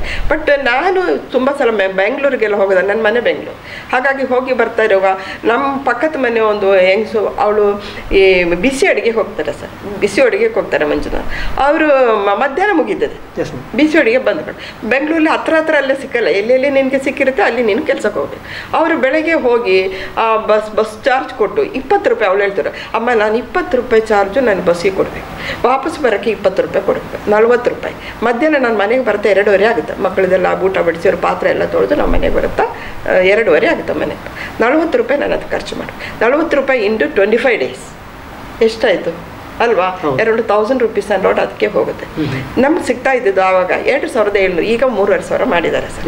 ಈ 3,500ನೇ ತಗೊಳ್ಳಿ, ಅಲ್ಲಿ 1,000 ರೂಪಾಯಿ ಬಸ್ ಚಾರ್ಜಿಗೆ ಹೋಗ್ಬಿಟ್ರೆ ಅವ್ರ ಮನೆ ಬಂದು ತಿನ್ನೋದೇನು, ಹೋಗಲಿ ಫುಲ್ ಟೈಮ್ ಅವಳು ಬೇರೆ ಕಡೆ ಕೆಲಸಕ್ಕೆ ಹೋದರೆ ಅವಳಿಗೆ ಅದ್ರ ಡಬಲ್ ಸಂಬಳ ಸಿಗುತ್ತೆ. 2000 ಈ 2500 ಡಿವೈಡೆಡ್ ಬೈ 30 ಅಂದರೆ how much is getting hardly 50 rupees per month. ಇನ್ನು ಮಹಿಳೆಯರು ಯಾವುದೇ ದೇವಸ್ಥಾನ ಎಲ್ಲ ಕಡೆ ಅದು ನಮ್ಮ ಅವ್ರದ್ದು ಇದಕ್ಕೆ ಕೂಡ ಹೋಗಿದ್ದು. ಬಟ್ ಜನರದ್ದು ಇದು ಅದೇ ರೀತಿ ಅಂಗನವಾಡಿ ಟೀಚರ್ಗಳಿರ್ಬೋದು, ಅಂಗನವಾಡಿ ಕಾರ್ಯಕರ್ತೆಗಳಿರ್ಬೋದು, ನಮ್ಮ ಕೂಲಿ ಕೆಲಸಕ್ಕೆ ಹೋಗೋರು ಇರ್ಬೋದು, ಗಾರ್ಮೆಂಟ್ಸ್ಗೆ ಹೋಗಿರೋರು ಇರ್ಬೋದು, ಪ್ರತಿಯೊಬ್ಬರಿಗೂ ಶಕ್ತಿ ಯೋಜನೆ ಒಂದು ಹೇಳಬಾರ್ದು ಅಷ್ಟು ಖುಷಿ ಒಂದು ಯೋಜನೆ. ಸರ್ಕಾರ ಎಷ್ಟು ಯೋಜನೆ ಮಾಡಿ ಅದು ಮಹಿಳೆಯರಿಗೆ ಕೊಟ್ಟಿದ್ದಾರೆ ಅಂತ ಹೇಳಿದರೆ ನಾವು ನಿಜವಾಗಲೂ ಧನ್ಯ ಅಂತ ಹೇಳ್ತೀನಿ. ಅದೇ ರೀತಿ ಯುವಕರಿಗೆ ತಂದಿರೋದು ಯುವ ನಿಧಿ, ಆ ಯೋಜನೆ ಮಕ್ಕಳಿಗೆ. ಯಾಕಂತ ಹೇಳಿದ್ರೆ ಈಗ ಡಿಗ್ರಿ ಆಗಿರ್ಬೋದು, ಡಿಗ್ರಿ ಓದಿ ಅದ್ರ ಮೇಲೆ ಇನ್ನೇನಾದ್ರು ಓದಬೇಕು ಅಂತ ಹೇಳಿಕೊಳ್ಳೆ ಮನೆಗಳಲ್ಲಿ ಆರ್ಥಿಕ ಸ್ಥಿತಿ ಅಷ್ಟು ಚೆನ್ನಾಗಿರಲ್ಲ. ಆ ಹುಡುಗ ಪ್ರತಿಯೊಂದು ಅಪ್ಲಿಕೇಶನ್ ಹಾಕೋಕ್ಕೆ ಇಂಟರ್ವ್ಯೂಗೆ ಹೋಗಬೇಕಾದ್ರೆ ಅದು ಖರ್ಚು ವೆಚ್ಚಗಳೆಲ್ಲ ಅಪ್ಪನ ಹತ್ರನೇ ಕೇಳಬೇಕು. ಒಂದು ಸಲ ಅಪ್ಪ ಕೊಡ್ತಾನೆ, 2 ಸಲ ಕೊಡ್ತಾನೆ. ಯಾಕಂದರೆ ಇಂಟರ್ವ್ಯೂ ಹೋಗೋದಕ್ಕೆಲ್ಲ ಕೂಡಲೇ ನಿನ್ಗೇನು ಕೆಲಸ ಸಿಗುತ್ತೆ ಅಂದಿರಲ್ವಲ್ಲ, ನಾವು ಅದ್ರದ್ದು ಪ್ರಯತ್ನವೂ ಇರುತ್ತೆ. ಒಂದು ಸಲ ಸಿಗ್ತಾ 2 ಸಲ ಅಪ್ಪನಿಗೂ ಬೇಜಾರಾಗ್ಬಿಡುತ್ತೆ. ಎಂತ ಮಾಡಿ ಎಷ್ಟು ದುಡ್ಡು ನಿಮ್ಗೆ ಕೊಡ್ತಾ ಇರೋದು, ಇನ್ನೇ ಇಂಟರ್ವ್ಯೂ ಹೋಗ್ತೀಯಾ ನೀನೇನಿದ್ರೆ ಮಕ್ಕಳು ಅವಾಗ ಡಿಪ್ರೆಷನ್ಗೆ ಹೋಗ್ತಾರೆ. ದುಡ್ಡು ಕೈಯಲ್ಲಿ ದುಡ್ಡು ಇಲ್ಲ ಅಂತ ಹೇಳ್ಕೊಂಡು ಹಾಗೆ ಸದುಪಯೋಗ ಕೆಲವರು ಹೇಳ್ತಾರೆ ಅದರಿಂದ ಹಾಳಾಗ್ತಾರೆ. ಹಾಳಾಗೋರು ಹೇಗಾದರೂ ಆಗ್ತಾರೆ ರೀ. ನಾವು ಆ ಮಕ್ಕಳನ್ನೇ ಎಷ್ಟು ಮಟ್ಟಕ್ಕೆ ಅವ್ರು ವಿಂಗ್ಸ್ ರೆಕ್ಕೆ ಕೊಟ್ಟಿದ್ದೀವಿ ಮೇಲೆ ಹಾರಕ್ಕೆ, ಅದನ್ನು ನಾವು ಯೋಚನೆ ಮಾಡಬೇಕು. ಅಂಥ ಒಂದು ಯೋಜನೆ ಯುವ ನಿಧಿ ಸರ್ಕಾರ ಕೊಟ್ಟಿರೋದು ಕಾಂಗ್ರೆಸ್ ಸರ್ಕಾರದ ಮಹತ್ವಾಕಾಂಕ್ಷೆ ಯೋಜನೆ. ಅದ್ರ ಜೊತೆಯಲ್ಲಿ ಮಹಿಳೆಯರಿಗೆ ಇನ್ನೂ ಏನು ಹೇಳೋದು, ನಮ್ಮ ಗೃಹಲಕ್ಷ್ಮಿ, ಗೃಹ ಜ್ಯೋತಿ, ಎಷ್ಟೋ ಬಡವರ ಮನೆಗಳಲ್ಲಿ ಕರೆಂಟ್ ಹಾಕೋಕ್ಕೆ ಅವ್ರಿಗೆ ಎದುರ್ತಿದ್ದು. ರಾತ್ರಿ ಓದೋಕ್ಕೇ ಕರೆಂಟ್ ಇರಲ್ಲ, ಸರಿಯಾಗಿ ಕರೆಂಟ್ ಕಡಿದಿದ್ರೆ KBR ಬಂದು ಕಿತ್ಕೊಂಡು ಹೋಗ್ತಿದ್ದು, ಫ್ಯೂಸ್ ಕಿತ್ಕೊಂಡು ಹೋಗ್ತಿದ್ದು. ಪರೀಕ್ಷೆ ಟೈಮ್ ಇರ್ಬೋದು, ಮತ್ತು ಈಗಿನ ಈ ಪ್ರತಿಯೊಂದು ಏನು ನಾವು ತಗೊಳ್ಳೋದು ತಿನ್ನೋದಿರ್ಬೋದು, ಕರೆಂಟ್ ಇರ್ಬೋದು, ಮತ್ತು ಪೆಟ್ರೋಲ್ ಇರ್ಬೋದು, ಗ್ಯಾಸ್ ಇರ್ಬೋದು, ಅಷ್ಟು ಬೆಲೆ ಏರಿಕೆ ಟೈಮಲ್ಲಿ ಇದೆಲ್ಲ ನಮಗೆ ಫ್ರೀಯಾಗಿ ಸಿಕ್ಕಿರೋದು ನಿಜವಾಗಲೂ ಸರ್ಕಾರದ ಬಡವರ ಜನ ಅದು ಬಡವರ ಬಗ್ಗೆ ಎಷ್ಟು ಕಾಳಜಿ ನಮ್ಮ ಕಾಂಗ್ರೆಸ್ ಸರ್ಕಾರ ಮಾಡಿದರೆ, ಅದು ಸಿದ್ದರಾಮಯ್ಯ ಸರ್ಕಾರ ಬಗ್ಗೆ ನನಗೆ ಭಾಳ ಹೆಮ್ಮೆ ಇದೆ. ಅದೇ ರೀತಿ 2,000 ಯಾರಿಗೆ ಕೊಡ್ತಾರೆ? ಇವನ್ ನಾನು ತಾಲೂಕು ಪಂಚಾಯತ್ ಅಧ್ಯಕ್ಷರಾಗಿ ಕಾಂಗ್ರೆಸ್ನ ವರ್ಕರ್ ಆಗಿ ನನ್ಗೆ ಹೋಗ್ತದೆ, ಇದು ಸಾಧ್ಯನಾ? ಬಟ್ ಅದೇ ಹೇಳಿದ್ರೆ ಎಲ್ಲೂ ಇಲ್ಲ ರೀ ಅಂತ ಒಂದು ಯೋಜನೆ. 2,000 ರೂಪಾಯಿ ಅದನ್ನು ಮಹಿಳೆಯರಿಗಾಗಿ ಕೊಡ್ತಾ ಇರೋದು ಅಂತ ಹೇಳಿದರೆ, ಆ ಮಹಿಳೆಗೆ ಎಷ್ಟೋ ಮಹಿಳೆಯರು ನನ್ನ ಹತ್ರ ಬಂದು ಹೇಳಿದ್ದೀನಿ, ಇನ್ನೊಂದು ಸ್ವಲ್ಪ ಮುಂಚೆ ಬಂದಿದ್ದಾದರೆ ನಮ್ಮ ಅಮ್ಮ ಎಲ್ಲ ಕಾಯಿಲೆ ಒಂದು ಆಸ್ಪತ್ರೆಗೆ ಹೋಗದೆ ಎಷ್ಟೋ ಸಲ ನಮ್ಮ ಹತ್ರ ಬಂದು ಬೇಡಿದ್ದೀವಿ ಮೇಡಮ್ಮ. ಈಗ ನಮಗೆ ಯೋಚನೆ ಮಾಡಿದ್ರೆ ನಮಗೆ ಒಂಥರ ಅಯ್ಯೋ ನಾವು ಎಂಥ ಒಂದು ಜನರು, ನಮ್ಗೆ ಯಾವ ರೀತಿಯಲ್ಲಿ ಅವ್ರಿಗೆ ಹೆಲ್ಪ್ ಮಾಡೋಕ್ಕಾಗಲಿಲ್ಲ. ಒಂದು BP ಮಾತ್ರ ತರಕ್ಕೆ ಅವ್ರಿಗೆ ಕೊಡ್ಸೋಕ್ಕಾಗಲಿಲ್ಲ, ಶುಗರ್ ಮಾತ್ರ ಕೊಡ್ಸೋಕ್ಕಾಗಲಿಲ್ಲ. ನಮ್ಮ ಅಮ್ಮನಿಗೆ ಒಂದಾದ 10 ರೂಪಾಯಿ ಬೇರೆ ಏನಾದರೂ ಇನ್ಕಮ್ ಇದ್ದಿದ್ದಾದರೆ ಅವರು ಅದು ನಮ್ಮ ಹತ್ರ ಕೇಳ್ತಿರ್ಲಿಲ್ಲಲ್ಲ, ಹೋಗೋಕ್ಕೆ ಆಟೋ ಇರಲ್ಲ. ಇದೆಲ್ಲ 2,000 ಕೊಟ್ಟರುಕೊಳ್ಳಿ. ಈಗ ವಯಸ್ಸಾದ ತಾಯಂದಿರಿಗಿರ್ಬೋದು, ಆರೋಗ್ಯ ಹದಗೆಟ್ಟದವರಿಗೆ, ರೋಗಿಗಳಿಗಿರ್ಬೋದು, ಮತ್ತು ಮಹಿಳೆಯರಿಗಿರ್ಬೋದು ತುಂಬ ಉಪಯೋಗ ಆಗಿದೆ. ಮತ್ತು ಸ್ವಲ್ಪ ದುಡ್ಡು ಮನೆಯಲ್ಲಿ ಎಂತ ಗೊತ್ತಾ, ಅಪ್ಪ ಎಷ್ಟೋ ದುಡ್ಕೊಂಡು ಬಂದರೆ ನಮ್ಮ ಮಕ್ಕಳು ಏನಾದರೂ ಆಗುತ್ತೆ ಬರೋ ಹೋಗಿ ಕೇಳೋದು ಅಮ್ಮನ ಹತ್ರನೇ. ಅಮ್ಮ ಒಂದು 10 ರೂಪಾಯಿ ಕೊಡ್ರಿ, ಒಂದು 20 ರೂಪಾಯಿ ಕೊಡ್ರಿ, ಅದು ಖರ್ಚಿಗೆ ಇದು ಖರ್ಚಿಗೆ ಕೇಳೋದು ತಾಯಂದ್ರ ಹತ್ರನೇ ಕೇಳೋದು. ಆವಾಗ ಅವ್ರು ಇಟ್ಟಿರೋ ಒಂದು ಸಾಸಿವೆ ಡಬ್ಬೆ ಇರ್ಬೋದು, ಜೀರಿಗೆ ಡಬ್ಬೆಯಲ್ಲಿ ಇಟ್ಟಿರೋ ದುಡ್ಡನ್ನು ಒಟ್ಟು ಮಾಡಿನೇ ಕೊಡ್ತಿದ್ರು. ಈಗ 2,000 ಬರಕ್ಕೆ ಹೋಗಿ ಅವರಿಗೆ ಮಕ್ಕಳು ಮತ್ತು ಕುಟುಂಬ ಕೂಡ ಬಹಳ ಉತ್ತಮ ಶಿಕ್ಷಣ ಎಕ್ಸಲೆಂಟ್ ಆಗ್ತಾ ಇದ್ದೀರಿ. ಆ ಉಳಿಸಿ ಇಟ್ಟಿರೋ ದುಡ್ಡಿಲ್ಲಿ ಈಗ ಎಷ್ಟೋ ನಿನಗೆ ತೋಟ ಇರ್ಬೋದು, ಅದೆಲ್ಲ ಲಿಕ್ವಿಡ್ ಕ್ಯಾಶ್ ಸಿಕ್ಕಲ್ಲ ನಿಮಗೆ. ಲಿಕ್ವಿಡ್ ಕ್ಯಾಶ್ ಪಟ್ಟ ನಿಮಗೆ ಬೇಕಾದ್ರೆ ಏನಾಗಬೇಕು, ಇಂಥ ಕ್ಯಾಶ್ಗಳು ಸಿಕ್ಕಿದ್ದಾರೆ ಮಾತ್ರ. ಹಾಗಾಗಿ ಅದು ಮಹಿಳೆಯರನ್ನು ಸ್ವಾವಲಂಬಿ ಮಾಡಿದ್ದಾರೆ. ಮತ್ತು ಪ್ರತಿಯೊಂದು ಕಾಂಗ್ರೆಸ್ ಸರ್ಕಾರ ಫೋಕಸಿಂಗ್ ಮಾಡೋದೇ ಮಹಿಳೆಯರಿಗೆ ಅಲ್ವಾ. ಈಗ ನೀವು NRGನ ಮೇನ್ ಆಗಿ ತಗೊಳ್ಬೋದು, ಆಶ್ರಯ ಮನೆಗಳಿರ್ಬೋದು, ಯಾವುದು ಬಂದ್ರೇನು ಮಹಿಳೆ ಒಂದು ಸಬಲ ಆದರೆ ನಮ್ಮ ರಾಜ್ಯ, ನಮ್ಮ ಮನೆ, ಫಸ್ಟು ನಮ್ಮ ಮನೆ, ನಮ್ಮ ಗ್ರಾಮ, ನಮ್ಮ ತಾಲೂಕು, ನಮ್ಮ ಜಿಲ್ಲೆ, ನಮ್ಮ ರಾಜ್ಯ ಸಶಕ್ತರಾಗ್ತಾರೆ ಅಂತೇಳಿ ಒಳ್ಳೆ ಉತ್ತಮ ಯೋಚನೆ ಇಟ್ಕೊಂಡು ತಂದಿರೋದು 5 ಗ್ಯಾರಂಟಿಗಳು. ನನಗೆ ತುಂಬ ಹೆಮ್ಮೆ. ಅನ್ನ ಬಗ್ಗೆನೂ ಒಂದು ಒಳ್ಳೆ ಉಪಯುಕ್ತವಾದ ಅನ್ನಭಾಗ್ಯ ಮತ್ತೆ ಪ್ರತಿಯೊಂದೂ ಆದರೆ ನಾನು ಆ ಪಕ್ಷದೊಂದು ಪಾರ್ಟ್ ಆಫ್ ದಟ್ ಪಾರ್ಟಿ ಅಂತೇಳಿ ನನಗೆ ತುಂಬ ಹೆಮ್ಮೆ ಇದೆ ಸರ್. ಪ್ರತಿಯೊಂದು ಕೆಲಸಗಳು ಎಷ್ಟು ಕೊಟ್ಟಿದ್ದಾರೆ ಸರ್. ಈ ಬಿಸಿ ಊಟ ಇರ್ಬೋದು, ಅಂಗನವಾಡಿ ಇರ್ಬೋದು, ಮತ್ತು NRG ಇರ್ಬೋದು, 108 ಆಂಬುಲೆನ್ಸ್ ಇರ್ಬೋದು, ಮುದ್ದು ಮಗು ಇರ್ಬೋದು, RTA ಇರ್ಬೋದು, RTI ಇರ್ಬೋದು. ಹೇಳಕ್ಕೆ ಹೋದರೆ ಈಗಿರೋದು 5 ಬೇರೆ, ಪ್ರತಿಯೊಂದನ್ನು ಹೇಳಕ್ಕೆ ಹೋದರೆ ಒಂದು more than 90 programs and all are very useful ಮತ್ತು ಸಕ್ಸಸ್ಫುಲ್ ಆಗಿರೋ ಯೋಜನೆಗಳನ್ನು ಕೊಟ್ಟಿದ್ದಾರೆ ಸರ್. ಎಸ್ ಮೇಡಮ್, ತುಂಬ ಸಂತೋಷ ಮೇಡಮ್. ಇನ್ನು ಮುಖ್ಯವಾಗಿ ನಮ್ಮ ಮುಂದೆ ಜಿಲ್ಲಾ ಪಂಚಾಯತ್ ಚುನಾವಣೆ ಇದೆ. ತಾವು ಕೂಡ ಈ ಒಂದು ಕ್ಷೇತ್ರದಲ್ಲಿ ಸಾಕಷ್ಟು ಕೆಲಸ ಕಾರ್ಯಗಳನ್ನು ಮಾಡಿದಿರಿ, ಹೆಸರುವಾಸಿಯಾಗಿದ್ರಿ. ಜನ ತಮ್ಮನ್ನು ಆಯ್ಕೆ ಮಾಡಿದರೆ, ಪಕ್ಷ ತಮ್ಮನ್ನೇ ತೀರ್ಮಾನಿಸಿದರೆ, ತಾವು ಯಾವ ರೀತಿ ಈ ಭಾಗದಲ್ಲಿ ಕೆಲಸ ಕಾರ್ಯಗಳನ್ನು ಮಾಡಬೇಕಂತ ಅಂದ್ಕೊಂಡಿದ್ರಿ? ಈ ತಮ್ಮ ಒಂದು ಕ್ಷೇತ್ರವನ್ನು ಯಾವ ರೀತಿ ಅಭಿವೃದ್ಧಿ ಪಡಿಸ್ಬೇಕಂತ ಅಂದ್ಕೊಂಡಿದ್ರಿ? ಖಂಡಿತ ಸರ್. ಈ ಸಲ ಸದ್ಯಕ್ಕೆ ತಾಲೂಕ್ ಪಂಚಾಯತಿ ಮತ್ತು ಜಿಲ್ಲಾ ಪಂಚಾಯತಿ ಎಲೆಕ್ಷನ್ ಏನೋ ಬರ್ತಿದೆ. ಆಗ ಜಿಲ್ಲಾ ಪಂಚಾಯತಿಗೆ ನನಗೆ ಅವಕಾಶ ಕೊಟ್ಟರೆ ಖಂಡಿತ ನಾನು ಸ್ಪರ್ಧೆ ಮಾಡ್ತೀವಿ ಸರ್. ಯಾಕಂತ ಹೇಳಿದ್ರೆ ಹೋಸಲ ನಿಂತೋಗ ಕೆಲವುದೆಲ್ಲ ನನಗೆ ಪೂರೈಸೋಕ್ಕಾಗಿಲ್ಲ. ಅದನ್ನು ಈ ಸಲ ಅದು ಕಂಪ್ಲೀಟ್ ಮಾಡಬೇಕು. ನನ್ನ ಜನರನ್ನು ಉತ್ತಮ ರೀತಿಯಲ್ಲಿ ಸ್ಪಂದನೆ ಮಾಡಿಕೊಡ್ಬೇಕು. ಅದರಲ್ಲಿ ಎಲ್ಲದಕ್ಕಿಂತ ಮೇಲಾಗಿ ಈಗ ನಮ್ಮ ಸರ್ಕಾರ ಇರೋಕ್ಕೋಗಿ ನಮ್ಮ ಸಿದ್ದರಾಮಯ್ಯ ಸರ್ಕಾರ ಮತ್ತು ನಮ್ಮ ಡಿ ಕೆ ಶಿವಕುಮಾರ್ ಅವರ ಉಪಮುಖ್ಯಮಂತ್ರಿ ಡಿ ಕೆ ಶಿವಕುಮಾರ್ ಸರ್ಕಾರ ಮತ್ತು ಅದರಲ್ಲಿರೋ ಕ್ಯಾಬಿನೆಟ್ ಎಲ್ಲರೂ ಭಾಳ ಪ್ರಾಮಾಣಿಕವಾಗಿ ಉತ್ತಮ ಕೆಲಸಗಳನ್ನು ಮಾಡ್ತಾ ಇರೋದು ಮತ್ತು ಗ್ಯಾರಂಟಿಗಳು ನಾವು ಕೊಟ್ಟಿರೋದು ಅಂಥ ಒಳ್ಳೆ ಒಳ್ಳೆ ಗ್ಯಾರಂಟಿಗಳು ಬಡವರಿಗಾಗಿ, ಮಹಿಳೆಯರಿಗಾಗಿ, ಯುವಕರಿಗಾಗಿ ಯಾರನ್ನೂ ಬಿಟ್ಟಿಲ್ಲಲ್ಲ ಸರ್. ಅದನ್ನೆಲ್ಲ ಜನ ಅರ್ಥ ಮಾಡ್ಕೊಳ್ತಾರೆ. ನಾವು ಗೆಲ್ತೀವಿ ಅನ್ನೋ ಭರವಸೆಯೂ ನನಗಿದೆ. ಬಂದರೆ ಮಾತ್ರ ನಾನು ಮುಖ್ಯವಾಗಿ ನಾನು ಯಾವತ್ತೂ ನಾನು ಫೋಕಸ್ ಮಾಡ್ತಾ ಇರೋದು ಒಂದು ಶಿಕ್ಷಣ ಮತ್ತು ಆರೋಗ್ಯ ಮತ್ತು ರಸ್ತೆ. ಅದರಲ್ಲಿ ನಮಗೆ ತೀರ್ಥಹಳ್ಳಿ ತಾಲೂಕಿನವರು ತುಂಬ ಅದೃಷ್ಟವಂತರು. ಕಿಮ್ಮನೆ ರಕ್ತಾಕರ್ಷ ಟೈಮಲ್ಲಿ ನಮ್ಮ ಹೆಚ್ಚು ಕಮ್ಮಿ ಒಂದು 75% ಹಳ್ಳಿಗಳಲ್ಲೆಲ್ಲ ಉತ್ತಮ ರಸ್ತೆಗಳಾಗಿದೆ. ಆದರೆ ಇನ್ನು ಸುಮಾರು ಸಣ್ಣ ಸಣ್ಣದ ರಸ್ತೆಗಳೆಲ್ಲ ಉಳಿದಿದ್ದಾವೆ ಸರ್. ಅದನ್ನೆಲ್ಲ ಒಂದು ಮಾಡಬೇಕು. ಕುಡಿಯೋ ನೀರಿಗೆ JJM ಅಂತೇಳಿ ಅದೇ ನಾವು ಬೇಜಾರು ಮಾತಾಡಿದರೆ ಪಾರ್ಟಿ ಪಕ್ಷ ಅಂತ ನಾವು ಬಂದು ಬೆಳೀತಾ ಅದು ಹೇಳಬಾರ್ದು. ಯಾಕಂದ್ರೆ ನಾನು ಎಲ್ಲರನ್ನೂ ಒಂದೇ ರೀತಿ ತಗೊಳ್ಕೊಳ್ಳೋದು. JJM ಬಂದು ಎಲ್ಲ ಕಡೆ ಆಗಿದ್ದು ಹೋಗಿದೆ. ಆ್ಯಕ್ಚುಲಿ ವಾಟರ್ ಸೋರ್ಸ್ ಎಲ್ಲಿಂದ ಇದೆ ಅದೇ ಹಿಡಿಯಲ್ಲ. ಪೈಪನ್ನು ಹಾಕಿ ಊರು ತುಂಬ ಅಗ್ದಾಗಿ ಹೋದ್ರೆ ಸಾಕು. First you have to find out water source ಹೇಗಿದೆ. ನಮ್ಗೆ ಇದನ್ನು ಎಷ್ಟೇ ತಾಲೂಕಿಗೆ ಕೊಡೋಕ್ಕೆ ಸಾಧ್ಯನಾ ಅಂದ್ಕೊಂಡು ಇನ್ನೂ ಇನ್ನೇ ಮಳೆಗಾಲ ಬಂದರೆ ತೀರ್ಥಹಳ್ಳಿಯಲ್ಲಿ ಅದನ್ನೂ ಇಲ್ಲ. ಹಾಗಾಗಿ ನೀರಿನ ಇದು ಸಮಸ್ಯೆಗಳು ತುಂಬ ಇದೆ ಸರ್. ಆರೋಗ್ಯ ಸಮಸ್ಯೆಗಳು ಮತ್ತು ನಮ್ಮ ತೀರ್ಥಹಳ್ಳಿ ತಾಲೂಕಿನ ನಮ್ಮ ಹಾಸ್ಪಿಟಲ್ ಇದೆ, ತಾಲೂಕು ಹಾಸ್ಪಿಟಲ್ ಇದೆ. ಆ ಹಾಸ್ಪಿಟಲ್ ಮಾತ್ರ ಬಹಳ ಉತ್ತಮ ಹಾಸ್ಪಿಟಲ್ ಸರ್. ಅಲ್ಲಿ ಇನ್ನೂ ನಮಗೆ ಸ್ಪೆಷಲಿಸ್ಟ್ಗಳು ಬರಬೇಕು. ಅದು ನಮಗೆ ಮುಖ್ಯ. ಸ್ಪೆಷಲಿಸ್ಟ್ ಸ್ಕ್ಯಾನಿಂಗ್ ಇರ್ಬೋದು. ಎಲ್ಲರನ್ನೂ ಈಗ ನಾವು ಶಿವಮೊಗ್ಗ ಕಳಿಸ್ತಾ ಇದ್ವಿ, ಬಡವರಿಗೆ ಕಷ್ಟಕ್ಕೆ ಬರ್ತಾಯಿದ್ವಿ. ಅದು ಹಾಗಾಗಿ last time Siddaramaiah sir first ಬಂದಾಗ ನಮ್ಗೆ ಡಯಾಲಿಸಿಸ್ ಸೆಂಟರ್ ಕೊಟ್ಟರು. ಈಗ ಡಯಾಲಿಸಿಸ್ ಸೆಂಟರ್ ಎಷ್ಟು ಚೆನ್ನಾಗಿ ನಡೀತಾ ಇದೆ ಅಂತ ಹೇಳಿದ್ರೆ, ಇಲ್ಲಾಂದರೆ ಎಲ್ಲ ಮಣಿಪಾಲ್ ಹೋಗ್ಬೇಕಾದ್ರು ಡಯಾಲಿಸಿಸ್ ಎಷ್ಟು ಕಾಸ್ಟ್ಲಿ ಡಯಾಲಿಸಿಸ್ ಅಂದರೆ ವೀಕ್ಲಿ 3 times ಮಾಡಬೇಕಂದ್ರೆ he should spend around 5,000 rupees. ಬಡವ ಎಲ್ಲಿಂದ ತರ್ತಾನೆ? ಮಂತ್ಲಿ ಅವಾಗ ಎಷ್ಟಾಗಿದೆ? 20,000-25,000 ಬೇಕಿತ್ತು ಸರ್. ಇದೆಲ್ಲ ಅವರು ಫೀಲ್ಡಿಗೆ ಇಳಿದು ಜನರ ದುಃಖಗಳು ಜನರ ಕಷ್ಟಗಳನ್ನು ಅರಿತು ಯಾವ್ಯಾವ ರೀತಿ ನಾವು ಬಡವರಿಗೆ ಹೆಲ್ಪ್ ಮಾಡೋಣ ಅಂತ ಹೇಳಿ ಸಿದ್ದರಾಮಯ್ಯ ಆ ಟೈಮಲ್ಲಿ ನಮ್ಮ ಮಾಜಿ ಸಿದ್ದರಾಮಯ್ಯ CM ಆಗಿರುವ ಕೊಟ್ಟಿರೋ ಯೋಚನೆಗಳು. ಅದೇ ರೀತಿ ನಮಗೊಂದು ಒಳ್ಳೆ ರೇಡಿಯಾಲಜಿಸ್ಟ್ ಬೇಕು, ಸ್ಪೆಷಲಿಸ್ಟ್ಗಳು ಬೇಕು, ICU ಬೇಕು. ಅದೆಲ್ಲ ನಮ್ಮ ಯೋಚನೆಗಳಿದೆ ಸರ್. ಅದಕ್ಕೋಸ್ಕರ ಖಂಡಿತವಲ್ಲ ನಾನು ಹೋರಾಟ ಮಾಡ್ತೀನಿ. DC ಇರ್ಬೋದು, ಮೇಲೆ ಸಚಿವರು ಇರ್ಬೋದು, ಆರೋಗ್ಯ ಸಚಿವರುಗಳಿರ್ಬೋದು, ಅವ್ರು ನಮ್ಮ ಮನವೊಲಿಸಿ ಇದು ಮಾಡಿದರೆ ಬರುತ್ತೆ, ಫಂಡ್ ಬರುತ್ತೆ. ನಾವು ಅದನ್ನು ಹಿಡಿದು ಮಾಡಿಸ್ಬೇಕು. ಅವ್ರಿಗೆ ಅದು ಒಂದೇ ಅಲ್ಲ, ಅದೆಲ್ಲ ನನ್ನ ಇದರಲ್ಲಿದೆ. ಮತ್ತು ನಮ್ಮ ಶಾಲೆಗಳಿರ್ಬೋದು, ಇನ್ನೂ ಸುಮಾರು ಕೊರತೆಗಳಿದೆ. ಹಳೆ ಶಾಲೆಗಳೆಲ್ಲ ಬಿದ್ದು ಇದೆ. ಅದನ್ನೆಲ್ಲ ಒಳ್ಳೆ ರಿಪೇರಿಗಳು ಆಗಬೇಕು. ಮಕ್ಕಳಿಗೊಂದು ಸೇಫ್ಟಿ ಮೆಷರ್ ಇರಬೇಕು ಶಾಲೆಗೆ ಬಂದರೆ ಕೂಡ. ಅದನ್ನೆಲ್ಲ ಯೋಚನೆ ಇಟ್ಕೊಂಡಿದ್ದೀನಿ. ಮತ್ತು ಎಲ್ಲರಿಗೂ ಯಾರೇ ಇರ್ಬೋದು, ಬೆದರ್ ಈಸೆ ಬಿಚ್ಚವರ್ಗೆ ಯಾವ ಕಾಸ್ಟು ಜಾತಿ ಮತ್ತು ಧರ್ಮ ಭೇದ ಇಲ್ಲದೆ ನಮ್ಮ ಜನ, ನನ್ನ ಜನ, ತೀರ್ಥಹಳ್ಳಿ ಜನ, ಅಧ್ಯಕ್ಷರ ತೀರ್ಥಹಳ್ಳಿ ಜನ ನನ್ನ ಜನ. ನಾನು ಹೊದಲಾಳಪುರ ಹೊದಲಾಳಪುರದ ಎಲ್ಲರೂ ನನ್ನ ಜನ. ಅವ್ರು ಯಾರಿಗೆ ಇರಲಿ. ಯಾಕಂದರೆ ಕಷ್ಟ, ರೋಗ, ಕಾಯಿಲೆ, ನೋವುಗಳೇನು ನೀನು ಯಾವ ಜಾತಿ, ಯಾವ ಧರ್ಮ, ಯಾವ ಪಕ್ಷ ಕೇಳ್ಕೊಂಡು ಬರಲ್ಲಲ್ಲ ಸರ್. ಯಾವುದೋ ಬಂದಾಗ ಅವನಿಗೆ ನಾವು ಒಂದು ಜನಪ್ರತಿನಿಧಿಯಾಗಿ ಯಾವ್ಯಾವ ಕೆಲಸಗಳು ಮಾಡೋಕ್ಕೆ ಸಾಧ್ಯ ಆಗುತ್ತದೆ ಅಟ್ ದ ಮೋಸ್ಟಂಗೆ ನಾವು ಅದಕ್ಕೆ ಟ್ರೈ ಮಾಡಬೇಕು. ಅವರಿಗೆ ಕಷ್ಟಕ್ಕೆ ಪರಿಹಾರ ಮಾಡ್ಕೊಂಡು ಪ್ರತಿಯೊಂದು ಮನೆಗಳು ಎಲ್ಲರೂ ಒಳ್ಳೆ ರೀತಿಯಲ್ಲಿ ಇರಬೇಕು. ಎಲ್ಲರೂ ಸಂತೋಷ ಸಮಾಧಾನದಲ್ಲಿ ಒಳ್ಳೆ ಬದುಕೋರು, ಒಳ್ಳೆ ಶಿಕ್ಷಣ ಸಿಕ್ಕಿ, ಒಳ್ಳೆ ಆರೋಗ್ಯ ಸಿಕ್ಕಿ. ಈಗ ನಮ್ಮದು ಮೇನ್ ಪ್ರಾಬ್ಲಮ್ ಈಗೆಲ್ಲ ಆರೋಗ್ಯನೇ ಸಮಸ್ಯೆ ಅಲ್ವಾ? ಆರೋಗ್ಯಕ್ಕೆ ಇನ್ನು ಹೆಚ್ಚಿಗೆ ಒತ್ತು ಕೊಟ್ಟು ಕೆಲಸಗಳಾಗಬೇಕಂತ ನನ್ನ ಆಸೆ ಇದೆ. ಖಂಡಿತ ಅದಕ್ಕೆ 100% I will devote my life for that. Okay ma'am, thank you. ಅದೇ ರೀತಿ ಮೇಡಮ್, ತಾವು ಈ ಒಂದು ರಾಜಕೀಯದ ಜೊತೆಗೆ ಸಾಮಾಜಿಕವಾಗಿ ಅಂದರೆ ತಮ್ಮ ಒಂದು ಸಾಮಾಜಿಕವಾಗಿ ಯಾವ ರೀತಿ ಕೆಲಸ ಕಾರ್ಯಗಳನ್ನು ಈ ಒಂದು ಮುಖಾಂತರ ಮಾಡಿದಿರಿ ಸರ್? ಸಮಾಜಕ್ಕಿಂತ ಹೇಳಿದರೆ ನಮ್ಮ ತೀರ್ಥಹಳ್ಳಿ ತಾಲೂಕು ಖಾಲಿ ಸಾಮಾಜಿಕವಾಗಿ ಭಾಳ ಮುಂದಿರೋದು. ಯಾವಾಗಲೂ ಪ್ರೋಗ್ರಾಮ್ಸ್ಗಳು ಇದ್ದೇ ಇರ್ತವೆ. ಕಲ್ಚರಲ್ ಪ್ರೋಗ್ರಾಮ್ಸ್ ಇರ್ಬೋದು, ಸ್ಪೋರ್ಟ್ಸ್ ಇರ್ಬೋದು, ಮತ್ತು ಆಧ್ಯಾತ್ಮಿಕನೂ ನೀವು ಹೇಳೋದು ಕರೆಕ್ಟು, ಮತ್ತು ಸಾಹಿತ್ಯ ಸಭೆ.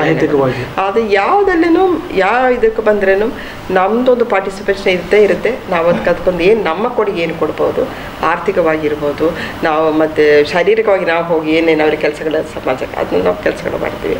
ಕ್ರಿಕೆಟ್ ತುಂಬ ಆಗ್ತಾ ಇರುತ್ತೆ. ಕ್ರಿಕೆಟ್ಗೆ ಅವರು ನಾವು ಕರೆಯೋದೇ ಬೇಡ, ಮನೆ ಬಂದುಬಿಡ್ತಾರೆ. ಯಾಕಂದರೆ ನಮ್ಮ ಮನೆಯವರೇ ಕ್ರಿಕೆಟಿಂದ ಭಾರಿ ಒಳ್ಳೆ ಪ್ಲೇಯರ್ ಆಗಿದ್ದರು. ಹಾಗಾಗಿ ಕ್ರೀಡೆಗಳು ಯಾವುದೇ ಇರ್ಬೋದು, ಕ್ರಿಕೆಟಿಂದ ಹಿಡಿದು ಮತ್ತು ಕಬಡ್ಡಿ ಇರ್ಬೋದು, ಬಾಸ್ಕೆಟ್ಬಾಲ್ ಇರ್ಬೋದು. ಮೊನ್ನೆ ನಾವು ಇಲ್ಲಿ ಭಾಳ ಉತ್ತಮ ರೀತಿಯಲ್ಲಿ ಇದು ನ್ಯಾಷನಲ್ ಲೆವೆಲಲ್ಲಿ ಇದಕ್ಕೆ ಖೋ ಮಾಡಿದ್ದೀವಿ.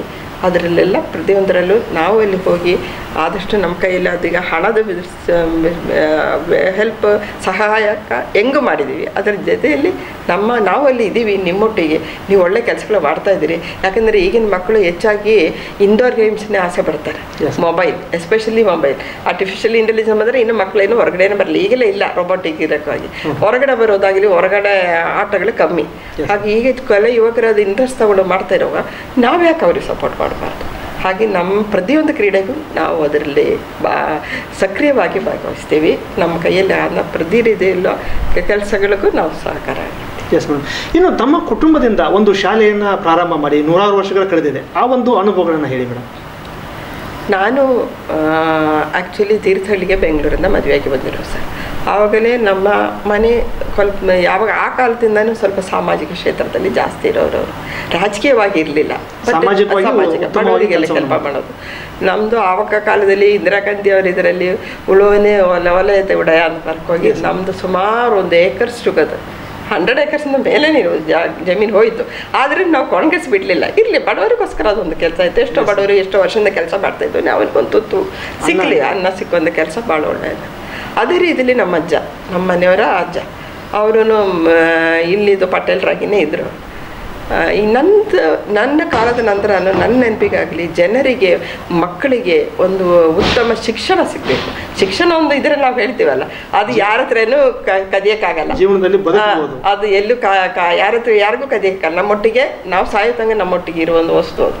ಹಾಗಾಗಿ ಅದು ಮಾಡಿ ಕೊಡಬೇಕು ಕಾರಣಕ್ಕಾಗಿ ನಮ್ಮ ಇಲ್ಲಿ ಚಿಟೇಬೆಲಲ್ಲಿ ಅವರೊಂದು ಆ ಕಾಲದಲ್ಲಿನೇ ಒಂದು ಶಾಲೆಯನ್ನು ಸ್ಟಾರ್ಟ್ ಮಾಡಿ 100 ವರ್ಷ, ಈಗ ನಾವು 2 ವರ್ಷದ ಹಿಂದೆ 100 ಇಯರ್ಸ್ ಸೆಂಚುರಿ ನಾವು ಸೆಲೆಬ್ರೇಟ್ ಮಾಡಿದ್ದೀವಿ, ಪೂರ್ಣಗೊಳಿಸಿದ್ದೀವಿ. ಈಗಲೂ ಆ ಶಾಲೆಯಲ್ಲಿ 20 ಮಕ್ಕಳು ಓದ್ತಾ ಇದ್ದಾರೆ ಸರ್. ಅಲ್ಲಿ ಓದಿದ ಮಕ್ಕಳು ಎಲ್ಲರೂ ಇಲ್ಲಿ ಬೆಂಗಳೂರಿನಲ್ಲೆಲ್ಲ ಒಳ್ಳೊಳ್ಳೆ ಕೆಲಸಗಳಲ್ಲಿ ಇದ್ದಾರೆ. ನಾರಾಯಣ ಹೃದಯಾಲಯದಲ್ಲಿ ಡಾಕ್ಟರ್, ಅಲ್ಲಿ ಎಲ್ಲ ಮೆಡಿಕಲ್ ಫೀಲ್ಡ್ ಇರ್ಬೋದು. ನಮ್ಮ ಇಲ್ಲಿದ್ದು ಜೂನಿಯರ್ ಕಾಲೇಜಲ್ಲಿ ಲೆಕ್ಚರರ್ಸ್ ಆಗಿರೋರು, ಆ ಮಕ್ಕಳು ಆ ಕಾಲದಲ್ಲಿ ಓದೋರೆಲ್ಲ ಇದ್ದಾರೆ ಸರ್. ಎಲ್ಲ ಮಕ್ಕಳು ಒಂದಲ್ಲ ಒಂದು ಇದರಲ್ಲಿ ಒಬ್ಬರು ಒಂದು ಹಾಳಾಗಿದೆ ಅಂತ ಇಲ್ಲ ಸರ್. ಅದೊಂದು ನಮಗೊಂದು ಹೆಮ್ಮೆಯ ವಿಷಯ ಸರ್. ಮತ್ತು ಧಾರ್ಮಿಕ ಅಂತ ಹೇಳಿದ್ರೆ ನಮ್ಮ ಮನೆಯಿಂದನೇ ನಾವೆಲ್ಲರೂ ಭಾರತೀಯರು, ನಾವಲ್ಲಿ ಬೇರೆ ಡಿಫ್ರೆನ್ಸಿಯೇಷನ್ ಇಲ್ಲ ಅಂತೇಳಿ ಒಂದು ದೇವಸ್ಥಾನ ಸಮೇತ ನಾವು ಕಟ್ಟಿಸ್ಕೊಟ್ಟಿದ್ದೀವಿ ಸರ್, ಗೋಪಾಲಕೃಷ್ಣ ದೇವಸ್ಥಾನ. ಇದೆಲ್ಲ ನಮಗೆ ಎಲ್ಲ ಒಂಥರ ಅವರ ಕೆಲಸಗಳೆಲ್ಲ ನಮಗೊಂದರ ಸ್ಫೂರ್ತಿ.